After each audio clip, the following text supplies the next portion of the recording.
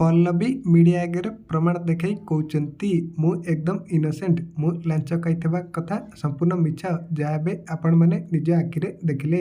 ଆଉ ତାପରେ ଆଦର୍ଶ ଆସି ନ୍ୟୁଜ ରିପୋର୍ଟରଙ୍କୁ କହୁଛନ୍ତି ପଲ୍ଲବୀ ତାଙ୍କ ଚାକିରିରୁ ରେଜିଗ୍ନେସନ ଦେବେନି। ମୁଁ ପଲ୍ଲବୀଙ୍କୁ ଷ୍ଟ୍ରଙ୍ଗଲି ସପୋର୍ଟ କରୁଛି। ଏମିତି କହିବା ପରେ ଆଦର୍ଶ ନ୍ୟୁଜ ରିପୋର୍ଟରଙ୍କୁ ପ୍ରମାଣ ଦେଖାଇ କହୁଛନ୍ତି ପଲ୍ଲବୀଙ୍କୁ ବ୍ଲେମ କରିବା ପାଇଁ ସେ ଏମଏଲଏ ଭୈରବ ଭରଦ୍ୱାଜ ଏସବୁ ପ୍ଲାନ କରିଛି।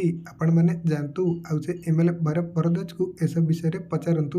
ଆଉ ଏସବୁ କଥାକୁ ଡିଜି ନ୍ୟୁଜରେ ଦେଖିବା ପରେ ଡିଜି ଆଇଆଇସିଙ୍କୁ ଫୋନ କରି କହୁଛନ୍ତି ଆପଣ ପଲ୍ଲବୀଙ୍କ ଉପରୁ ସସ୍ପେଣ୍ଡ ଅର୍ଡର ରିମୁଭ କରନ୍ତୁ, ଇଟ୍ସ ମାଇ ଅର୍ଡର। ଆଉ ତାପରେ ଆଇଆଇସି ପଲ୍ଲବୀଙ୍କୁ ଫୋନ କରି କହୁଛନ୍ତି କଂଗ୍ରାଚୁଲେସନ ମିସେସ ମହାପାତ୍ର, ଆପଣଙ୍କ ଉପରୁ ସସ୍ପେଣ୍ଡ ଅର୍ଡର ରିମୁଭ କରାଯାଇଛି। ଆପଣ ଚାହିଁଲେ କାଲିଠାରୁ ଆସି ଚାକିରିରେ ଜଏନ କରିପାରିବେ। ଆଇଆଇସିଙ୍କ ପାଖରୁ ଏମିତି କଥା ଶୁଣିବା ପରେ ପଲ୍ଲବୀ ଆଉ ଆଦର୍ଶ ପୁରାପୁରି ଖୁସି ହେଇଯାଉଛନ୍ତି, କିନ୍ତୁ ରୁବି ଆଉ ନୀଲମ ପୁରାପୁରି ଆଶ୍ଚର୍ଯ୍ୟ ହେଇଯାଉଛନ୍ତି। ତେବେ ଦର୍ଶକ ବନ୍ଧୁ, ଆଜିର ଏପିସୋଡଟି ଆପଣମାନଙ୍କୁ ଭଲ ଲାଗିଲା କି ହଁ କି ନାହିଁ ଆମକୁ କମେଣ୍ଟ ମାଧ୍ୟମରେ ଜଣାନ୍ତୁ।